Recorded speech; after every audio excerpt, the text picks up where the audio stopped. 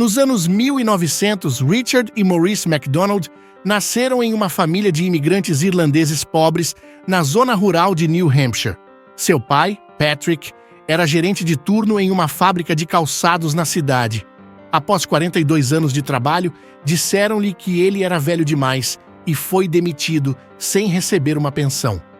Eles sabiam que precisavam sair de casa para ter uma vida melhor.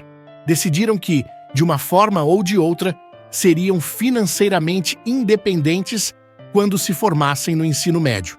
Sonhavam em dirigir e produzir filmes e shows. Então se mudaram para a Califórnia e trabalharam para os estúdios de cinema da Columbia por apenas $25 por semana. Realizaram trabalhos pesados configurando luzes e dirigindo caminhões, economizando cada centavo. Em 1932, decidiram comprar um cinema decadente em Glendora, chamado Beacon. Durante a Grande Depressão, lutaram para pagar as contas. Eles até enterraram prata no quintal para protegê-la de um banco que os perseguia. Em 1937, os irmãos desistiram e venderam o Beacon. Decidiram tentar a sorte no negócio de alimentos. Convenceram muitos proprietários a permitir que eles preparassem seus próprios cachorros quentes, embora não soubessem nada sobre o serviço de alimentação. 2 anos depois, começaram a procurar locais para um restaurante maior e se estabeleceram em San Bernardino em 1940, abrindo uma churrascaria que teve sucesso. No entanto, após a Segunda Guerra Mundial, perceberam que o negócio não estava crescendo, apesar de o estacionamento estar sempre cheio. Então, decidiram fechar o restaurante e reabri-lo com um design diferente, que eles inventariam por conta própria. Em uma entrevista, Richard explicou que os arquitetos realmente não entendiam os drive-ins. Talvez fosse porque muitos nunca trabalharam em um. No quintal de sua casa, os irmãos desenharam um plano com giz e esboçaram o layout do equipamento. 5 funcionários se juntaram a eles e ajudaram a criar um sistema eficiente. Naquela mesma noite, eles apagaram o giz e tiveram que começar tudo de novo. 3 meses depois, reabriram o restaurante, simplificando o menu para oferecer apenas hambúrgueres, batatas fritas e milkshakes, substituindo seu serviço de car hop por janelas de retirada. Muitos clientes partiram quando um car hop não passou pela janela deles, outros reclamaram do menu limitado e o negócio caiu pela metade. Os irmãos estavam perto de perder tudo. Em outra entrevista, Richard disse que quase jogou a toalha 3 vezes. As pessoas disseram que éramos loucos, ninguém queria esperar por si mesmo ou jogar fora seu próprio lixo. Aos poucos, o negócio começou a se recuperar e atrair grandes multidões. Em 1953, suas vendas brutas dispararam para mais de $300 mil anualmente. Nessa época, Ray Kroc era um vendedor de máquinas de milkshake. Ele continuava recebendo ligações de proprietários de restaurantes em todo os EUA, pedindo o mesmo. Eu quero um daqueles mixers como os irmãos MacDonald têm em San Bernardino, Califórnia. Ele ficou curioso e começou a investigar. Em 1954, ele voou de Chicago para Los Angeles a negócios e, na manhã seguinte, dirigiu até San Bernardino para conferir o restaurante dos irmãos MacDonald. Era um drive-in comum, mas cercado por uma multidão enorme. Ele espiou dentro e viu uma cozinha que funcionava como uma linha de montagem, com uma pessoa cozinhando os hambúrgueres, outra embrulhando e outra preparando os milkshakes. Era a operação mais impressionante que ele já tinha visto. Ele ficou por lá por algumas horas e se apresentou a Richard e Maurice. Em suas memórias, Ray escreveu: "Naquela noite, no meu quarto de motel, pensei muito no que havia visto durante o dia. Vislumbres de restaurantes McDonald's espalhados por todo o país passaram pela minha mente. Em cada loja, havia 8 mixers zumbindo, gerando um fluxo constante de dinheiro em meus bolsos." No dia seguinte, ele comunicou aos irmãos que havia visitado vários restaurantes em drive-ins e feito acordos, mas nenhum deles parecia ter o mesmo potencial que o deles. Ele propôs a ideia de franquear o negócio, perguntando se eles estariam abertos a essa possibilidade. Os irmãos ficaram em silêncio por um momento.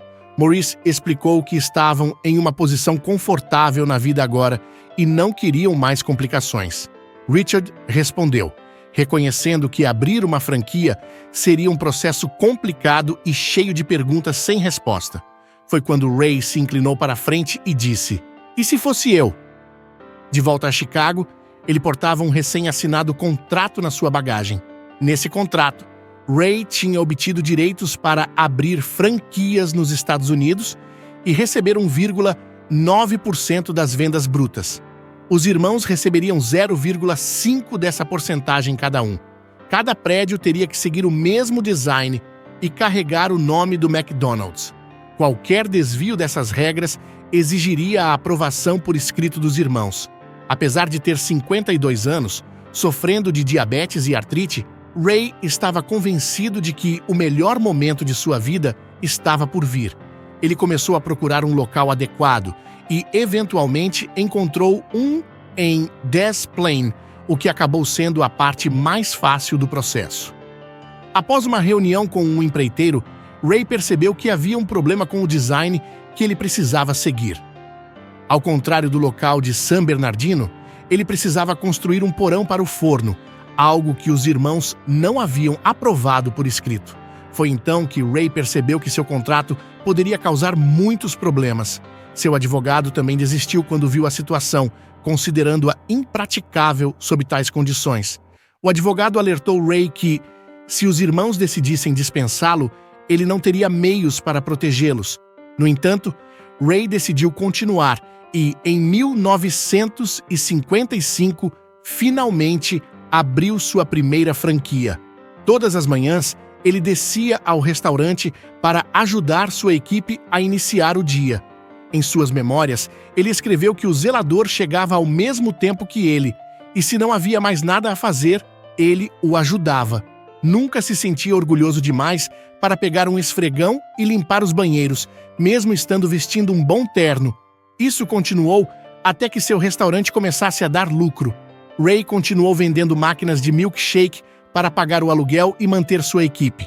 Até 1956, ele abriu várias franquias bem-sucedidas, mas ainda se viu enfrentando problemas financeiros. O banco ameaçou executar a hipoteca de sua casa.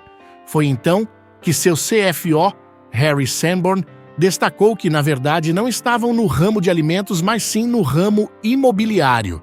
Eles vendiam hambúrgueres de 15 centavos apenas porque geravam a maior parte da receita que seus inquilinos usavam para pagar o aluguel. Harry propôs uma solução para seus problemas financeiros: criar uma empresa para comprar terrenos e edifícios, sublocando-os para franquias. No mesmo ano, lançaram a franquia Realty Corporation. A ideia de Harry deu certo e aumentou significativamente a receita do negócio. Eles cadastraram mais franquias e adotaram o slogan "Nos negócios para você, mas não sozinho", que se tornou um dos segredos para seu sucesso. No entanto, ainda não era suficiente para concretizar sua visão. Ray queria encerrar seu relacionamento com os irmãos e comprá-los. Os irmãos pediram 2,7 milhões de dólares em dinheiro e insistiram em manter a loja de San Bernardino, que na época gerava cerca de 100 mil dólares anuais. Ray ficou furioso porque precisava da renda daquela loja. Eventualmente, ele abriu um McDonald's do outro lado da rua e afetou os negócios dos irmãos. Os irmãos também pediram 0,5% de royalties sobre todas as receitas futuras do McDonald's, e Ray concordou, desde que isso não fosse incluído em seu contrato oficial, pois isso complicaria suas finanças. Os irmãos nunca receberam 1 centavo dos royalties. Hoje, esses royalties valeriam mais de 100 milhões de dólares por ano. Nas memórias de Ray, ele escreveu que se os irmãos tivessem tomado decisões diferentes, teriam se tornado incrivelmente ricos. Essa é a história de como tudo começou com um restaurante que revolucionou o negócio de fast food. Os verdadeiros donos da ideia foram passados para trás, tudo por conta de um contrato mal feito. Se você achou alguma parte inspiradora, compartilhe nos comentários abaixo e até o próximo vídeo.